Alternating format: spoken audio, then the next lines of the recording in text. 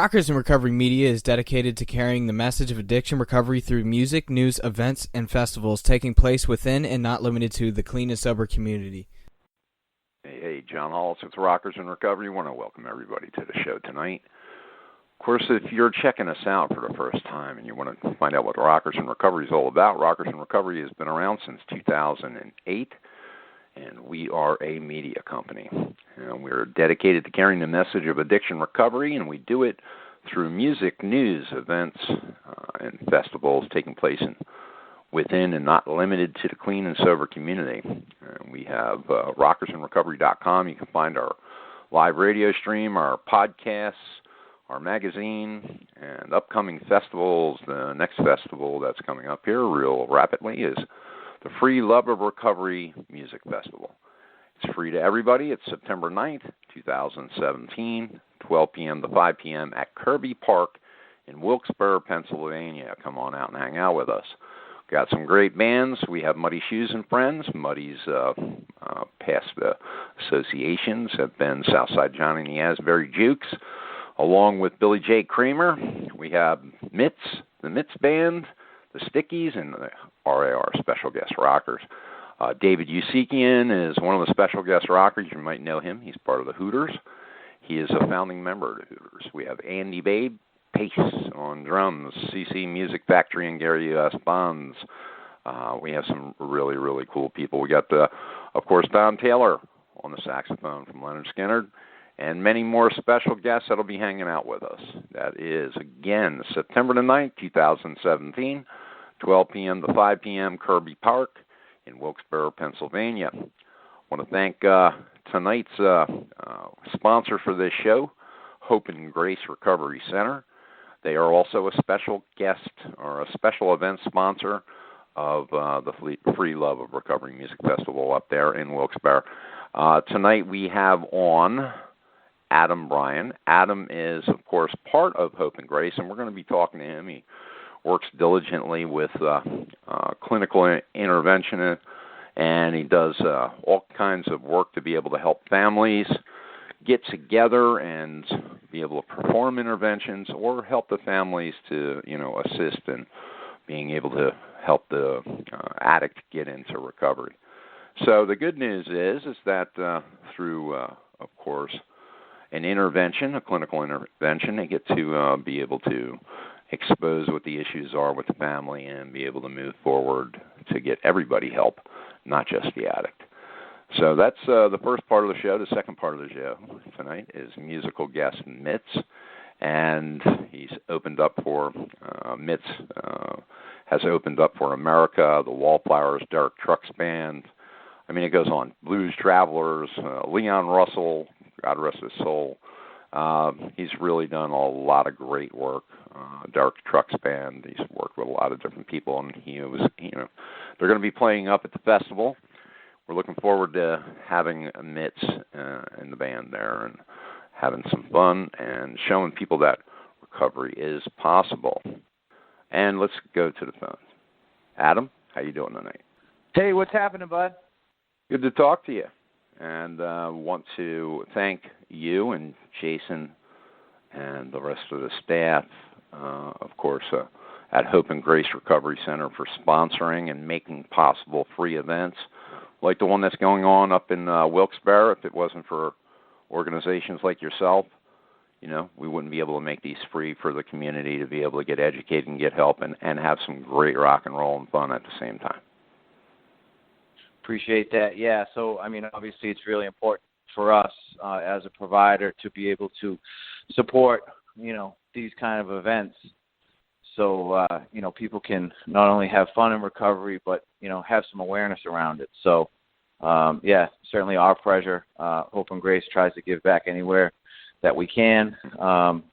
It's a pretty altruistic organization. And with that being said, I appreciate you having us on. Jason, this is his third one, so, give him a big hug for us. He's hung in there and done 3 shows with us, so that's a great thing. You're listening to Rockers in Recovery Radio, and, of course, we have Adam Bryan on, and Adam is with Hope and Grace Recovery Center. Phone number over there is 836-HGRC.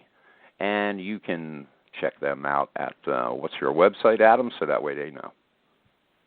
So that's at www.hopeandgracerecoverycenter.com. Cool. So what is the whole clinical intervention aspect that you go at to help families? Because, again, it isn't just the addict that suffers, it's also the family members. So how do you help people as a clinical interventionist? Sure. So too many times, often than not, I'll receive telephone calls either from colleagues in the field or folks who work in the community at outreach centers where families will present, great concern about their loved one who's struggling with drugs and alcohol, and I'll get the call, and the family's really concerned about a loved one, either due to drugs or to alcohol, and so essentially what happens is I will immediately make contact with the family to understand a little bit more about what's going on, right? It's really important for me to get as much information as possible from the family about the potential client that we're going to be working with.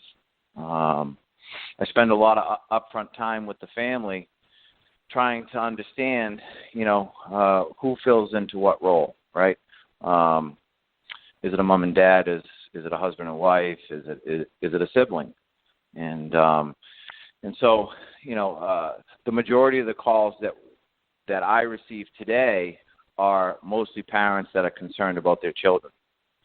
And to give you an example, most recently was, a 22-year-old young man who was using opiates, right? So opiates is probably, 75% of the admissions that we see into Hope and Grace Recovery Center today. And so this particular case was revolving around this young man who was using opiates, and mom and dad were greatly concerned, and so I spent a whole bunch of time working with them and helping them understand, that we need to be able to set healthy boundaries, and we need to be able to set bottom lines, and more importantly that we need to invite this young man into treatment. And so, a lot of what I do as a clinical interventionist, has multiple, multiple approaches, but it's approached as a team, right? So super proud of the clinical folks that work at Hope and Grace, from our clinical director to our clinical supervisors, right? And I spend a lot of time, getting feedback from them on cases that I'm working with, folks who've been in this space for decades, and so I'll do a case review with them on the potential client that we're working with. I'll give the complete demographic of not only the family but of the client, and we'll spend some time reviewing different approaches, right? So it's always been our feeling at Hope and Grace that the more people that care about getting people into treatment, the more effective we can be. So I spend a lot of time working with these families, helping them understand, these are the steps that we need to take. These are the boundaries that we need to set up to get, your loved one into treatment. I try to leverage, anything I can, right? Whether it's legal issues, whether it's financial support from the family, anything that I can leverage as an interventionist to help the patient or the client make an admission into treatment, the more effective I can be. So a lot of what I do is trying to understand some of that, right? What leverage do we have to help this person make an admission into treatment? And you have to really position yourself to know when to strike at the right time. Wouldn't you agree? Yeah, 100%. So, I don't mean to laugh, but, sometimes, the families can be just as sick as, the potential patient that I'm working with. So, getting them in a position to where they're able to set boundaries, right, can be challenging at times. So a lot of the work that we do up front is just that, right? I can spend a lot of time working with helicopter parenting. I can spend a lot of time with parents that enable, that identify that there's a problem, but are not willing to do A, B, and C to get their child into treatment. So it can be challenging. And to your point, striking at the right time is paramount, right? It's about being able to, execute and really make sure that the only option left on the table is an admission into treatment. I think that, when you look at the big picture of you get the person committed and ready to go, and they go into detox, and then they spend, 4 or 8 weeks in treatment, then there's the follow-up.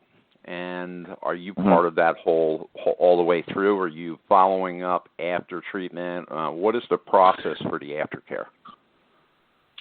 So, typically, ideally, right, we'd like to work with a patient up to 90 days, right? Hope and Grace has the levels of care that would provide a client to be with us up to 90 days, okay? The really neat thing about Hope and Grace, and I think one of the awesome things that that Fitz was able to build, prior to my arrival, was we've got this really special person who works for our company. His name's Ryan Allen, and Ryan Allen was client number 2, and Ryan Allen heads up our alumni coordination. And so one of the things that Ryan does while a client is at our center is that he spends a lot of time building rapport and building relationships with all the clients, right? So he's a guy that you'll see, pretty much, if not daily, every other day, kind of popping into the center and, understanding and working with clients what their needs are. And so what Ryan does is once those clients will step down to the outpatient level of care, is that he runs an alumni meeting every Sunday night, and he invites the clients to obviously participate and attend those meetings, but he certainly does a great job at following up with them, post graduation. I will follow up with families 100%.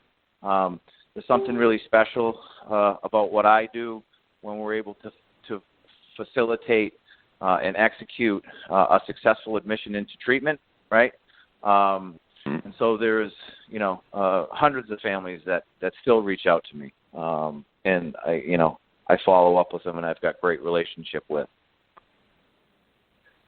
This is, of course, Rockers in Recovery Radio. You're listening to Adam Ryan, clinical interventionist. He is with Hope and Grace Recovery Center. You can reach them at 888-836-HGRC. And, of course, you can give your website again. Adam, that would be great. Sure. So our website is www.hopeandgracerecoverycenter.com, and that's www.hopeandgracerecoverycenter.com. Great stuff, man. Hey, listen, we look forward to having you at the event. You guys are going to be taking the stage for a couple of minutes and explaining what you do and how you do it. We're looking forward to having you share. And the next time we have you on, we want you to talk about some personal stuff. You know what I mean? We'll get to the root of the personal recovery. You got it, my man. I look forward to it. Thanks for having us on. You'll be back on in a couple of weeks. We're looking forward to having you back on again. Thank you. You're welcome. And big hugs to Jason and the rest of the crew. We appreciate it. Rock on. Thank you. Yeah, man. All right, brother. All right, Mitz, how you doing, buddy? Hey, what's going on? You having a good night?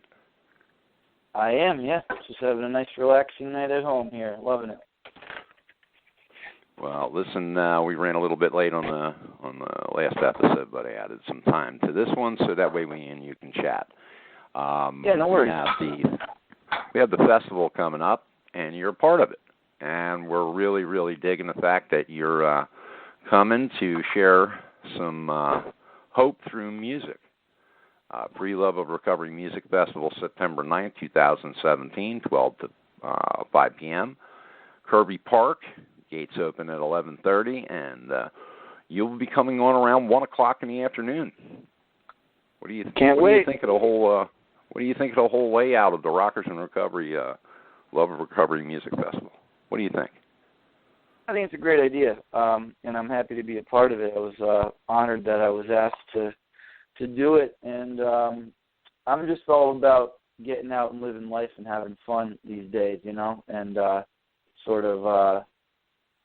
Living every day to the fullest. So I think that's a great, the festival is a great example of how people in recovery not only do that, but excel in doing that. So I can't wait.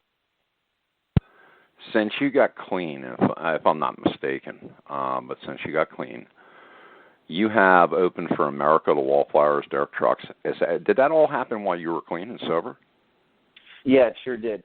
Yeah, I never would have got any of those opportunities had I not first take care of what needed to be taken care of and get clean and sober. So I struggled for many, many years, sort of bounced in and out of treatment centers. And then, when I was 25, I sort of hit that bottom that we all know and talk about and really did something about it and moved down to York, Pennsylvania, and actually started by playing open mic nights and then sort of worked my way up, and it was amazing.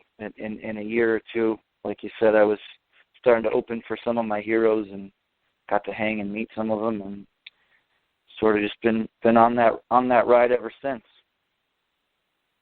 When you start to meet people that are out on the road, and do you have anybody approach you that knows that you're clean and sober? Yeah,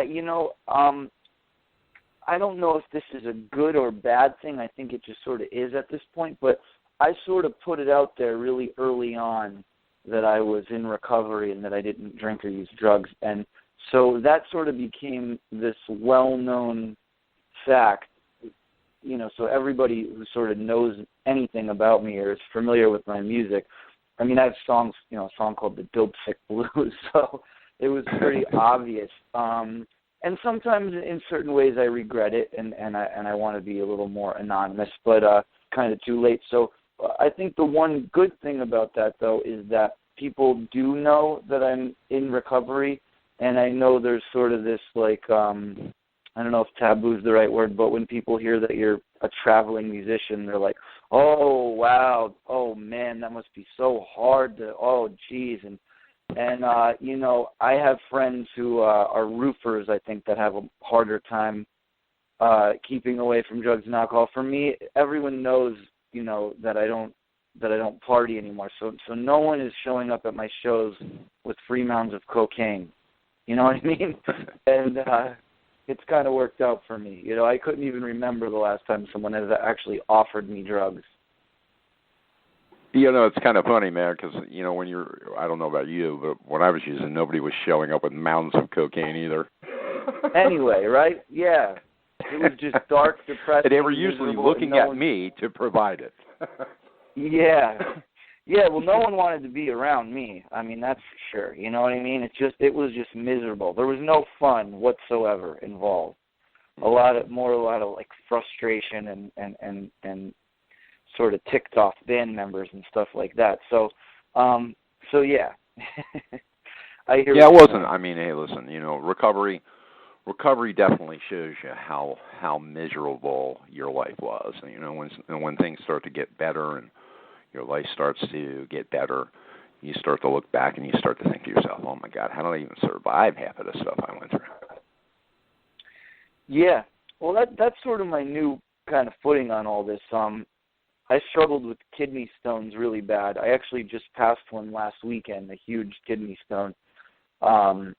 without the help of any like narcotics or anything like that. And I was sober for 5 years, and I had this horrible bout with kidney stones where I kept having them, and I sort of fell off the wagon for a little while, and ended up relapsing. And now that I'm back around here and just about a year sober again, I really realize not only how bad it was, but how lucky I am to have another chance here to really live life, and I really appreciate every day. I've been meditating a lot more, and it's really amazing because obviously I'm sure you're familiar with sort of the epidemic that seems to just be raging on, and especially in our area, and I know the other areas of the country, and sometimes I just find myself sitting there like, man, why me? Like, why am I so lucky that I made it and these other people didn't? Because yeah, I mean, you could go on and on about that, but yeah, you're right.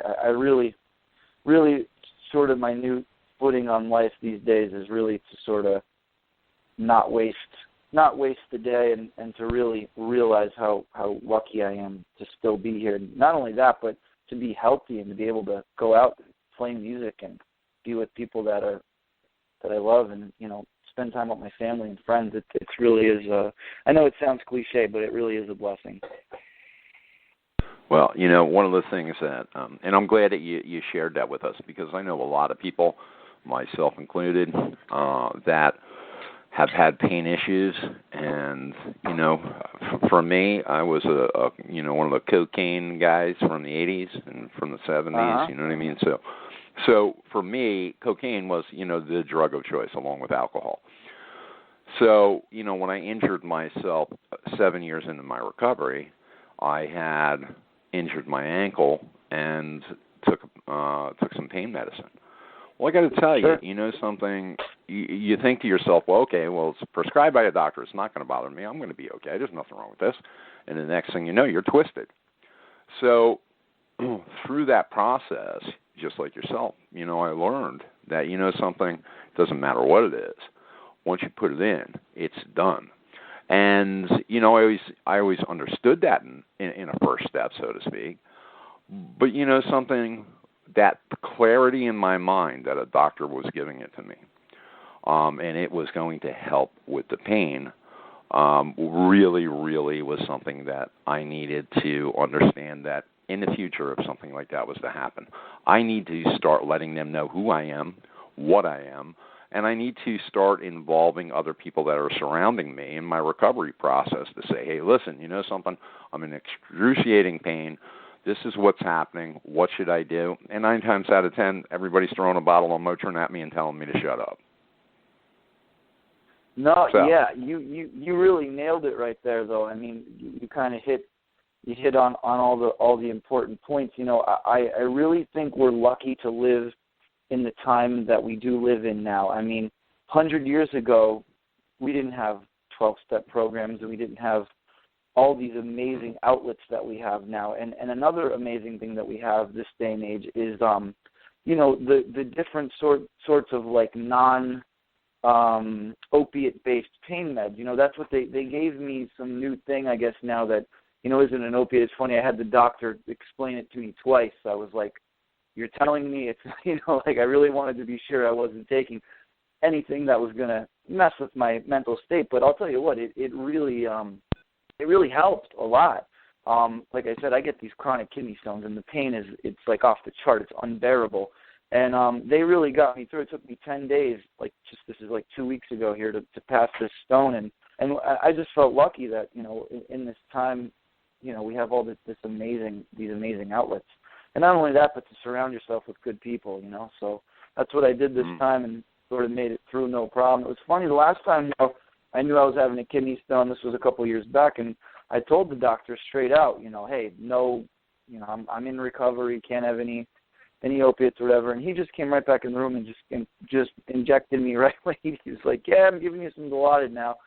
And I was in a lot of pain. I still needed it, and I still made it a few months, but I kept having them chronically, and that's sort of, after a while, it was like, because I'm not like a witch burner with this stuff. I mean, if someone's in like serious pain, hey, you might have to take something, you know what I mean? But there's a right way to do it and a wrong way to do it, and it's just a slippery slope. So it's one of those times where you have to be super adamant, with your program.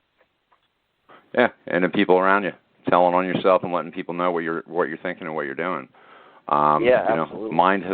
The mind is an amazing thing. You know what I mean? If I'm not plugged in and doing the right thing, anything could take place.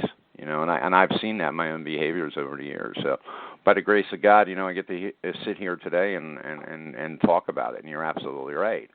The last couple of years of my life have been great years. But let me tell you something. Turning that ship around while I was out there for a year was not a good thing after 7 years in recovery. You know what I mean? So the good news is that we get to have a celebration of love and hope today in recovery, both of us, at this moment and a day at a time. And I hope that's for the rest of my life, but I know it's just today, by the grace of God. So yeah, what do we have you a lot think? in common. Yes, we do. I just love what you just said, though. That's my new thing. Last time I used to swear off, I'm never touch anything for the rest of my life, and today I'm like, every day that goes by, I'm like, one day at a time. It's so much easier. Yeah, and I understand it more clearly than I ever did before.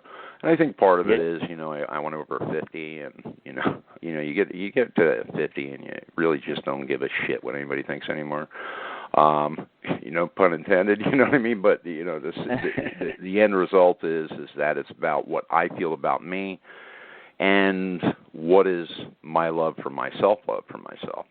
And when I start to look at those things, all the rest of the stuff falls into place, especially when I start to look at my God concept. So, but we can go on with that for probably the next 6 days and never get off the phone. Tell me about Dope Sick Blues. I wrote the song the idea for the song and the beginning sketches of it came from a state of absolute misery. I had just gotten out of treatment, probably for like the 5th or 6th time, promptly relapsed, and was sort of, just at the end of my rope, just in that state of complete and utter hopelessness. And I sort of got the idea for the song and was kind of toying around with it. I didn't even have a place to live at the time. But the cool thing about that song is that I didn't finish it until I had gotten sober. I wrote the rest of it in a recovery house that I was living in down in York, PA, and amongst a lot of other songs that I still play to this day. I wrote a lot of great music in those first couple months sober. You're just going through all those emotions and all this stuff is coming out. So, but yeah, it ended up being, a song that, I recorded on my first record, and it got some reasonable amount of airplay across the country on college stations and stuff like that. And I've had people email me and say that it touched them or helped them in some certain way. And a cool part about that tune is that they actually used a small clip of it in Sons of Anarchy, the TV show. So it sort of went a long way, that song. But the key point of it is that I never would have finished it and recorded it had I not gotten sober. Absolutely. We get to finish projects today. Isn't that amazing? Yeah. So what we're going to do is ask you to give your information where people can find you online and find your music. Sure. It's real easy. The website is MikeMizMusic.com. So that's Mike and then M-I-Z, 1Z, MikeMizMusic.com.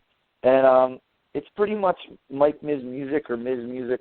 If you look up Miz Music on Facebook, Mike Miz Music, we're on Instagram and all that stuff. But the website has all the links to I have all my albums up available to stream on Bandcamp. So it's pretty neat. I feel like people could go there and click audio and then go through and sort of listen. I have 3 records out, and I'm currently working on another one.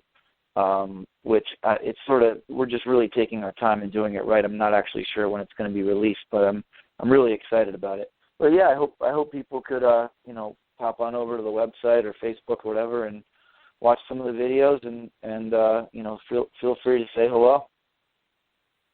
What is the band that you're going to be playing with? Is it the MiZ band that's going to be playing at the festival? Yeah, Miz.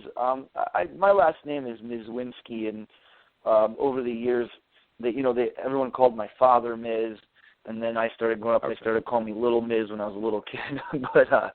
but yeah, so the band has sort of just become Miz, and really excited about it. It's going to be really neat. I've been playing with 2 drummers lately, sort of like an Allman Brothers sort of vibe going on, and we're gonna bring that whole thing to the festival. And my good friend Andy Pace, who I guess is going to be playing in the finale. I just talked to him, I think yesterday that was, and he said he wants to sit in on a tune or two. And yeah, we're just looking forward to it. It's going to be fun. And you know something, Andy's a great guy. He's come to a couple of the festivals and played now, and just a really open dude, and helps a lot of people, man. He really does. Yeah, I can't say enough about Andy. I could talk all day about that, but just real quick, I met Andy like probably close to maybe 15 years ago or something like that. One of the first times I was ever in treatment, he was working there, and really looked up to him, and he'd come out and play guitar and do cool stuff. And then years later, I ended up reconnecting with him, and I been lucky enough to sort of be around him for the last year. And yeah, he's just a great guy. Really helps a lot of people, and has also really sort of pushed me in a new direction and sort of opened up my world to a lot of new possibilities. This new record I'm recording is like a direct result of him introducing me to certain people. So it's really cool. He's done some great things. Well, listen, I am so grateful that he hooked us up together, because that's the reason that we're on the phone, and that's the reason that you're coming to the event, is directly through Andy Pace. And, kudos to Andy. And we look forward to seeing you up there and meeting you up there and having a band and having a good time. And we want to go out with, of course, the single Dope Sick Blues. And we want you to enjoy the rest of your evening. And I want to thank you for being on the show. We'll have you back one more time, if that's okay with you, just before the event. And we'll talk about some other things. Yeah, man, it's cool. I love talking to you. And we do have a lot in common, and I can't wait to meet you. Right on. Well, right back at you, John. Thanks. Brother, thank you. We will talk soon, and, of course, you enjoy the rest of your night. Hey, same to you. Talk to you later. Okay, God bless. All right, guys. Of course, Free Love of Recovery Music Festival, September 9th, 2017. We want to invite you out to Kirby Park. Starts at 11:30, the gates open. First band comes on at 12. Last band goes off at 3 o'clock. We're done by 5, and we're out of there for about an hour and a half. Afterwards, we're going to be having a meet and greet right there at Kirby Park, where you can meet all the artists, hang out. We can, kind of laugh, and everybody gets to know each other. So it's going to be a great show. Tonight's show, I want to thank Hope and Grace for sponsoring tonight's radio broadcast. Of course, you can call Andy. He was on at the beginning part of the segment. You can reach him at 888-836-HGRC. Appreciate it, guys.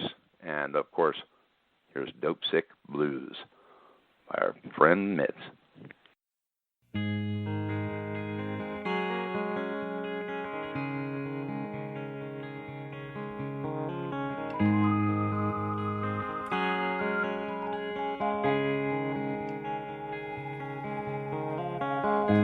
It's 5 a.m. and the sun will be rising soon. There ain't a damn thing I can do. It's cold outside and I feel like I'm ready for the spring, or just to hear the morning sing.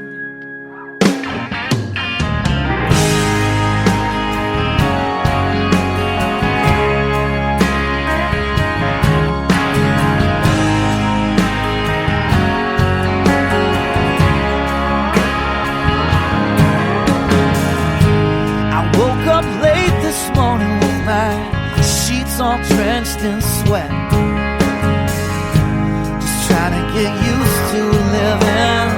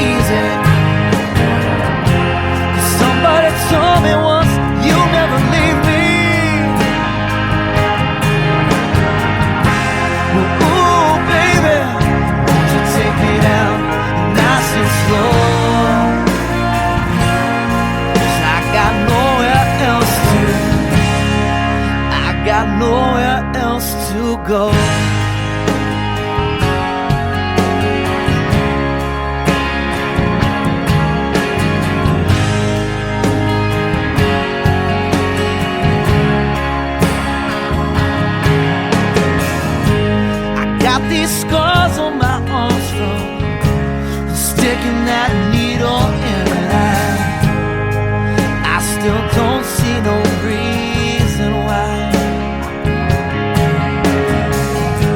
I think it's about that time to check it in again.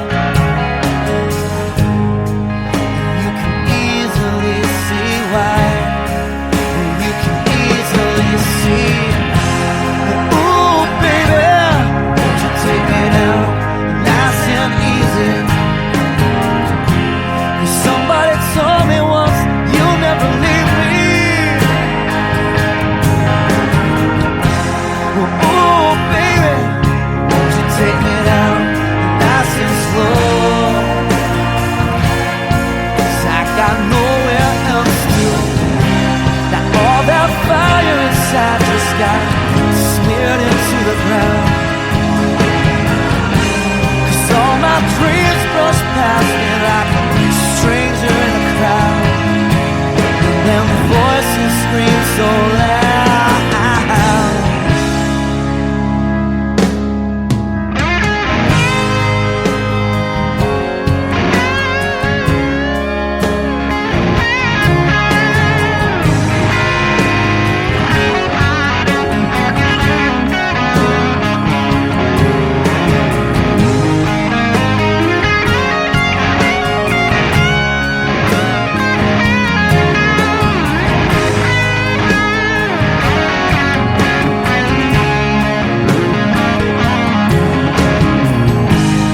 Get this feeling that all the fun's gone too. But here I am, still running on back to you. Well, I'm so tired of having these dope sick blues. How do I untie this noose? How do I untie it? Take me down, nice and easy. Somebody told me once you'd never leave me. Well, ooh, baby, won't you take me down, nice and slow? 'Cause I got nowhere else to. I got nowhere else to go. With Lucky Land Slots, you can get lucky just about anywhere. Dearly beloved, we are gathered here today to... Has anyone seen the bride and groom? Sorry, we're here. We were getting lucky in the limo and we lost track of time. No, Lucky Land Casino, with cash prizes that add up quicker than a guest registry. In that case, I pronounce you lucky.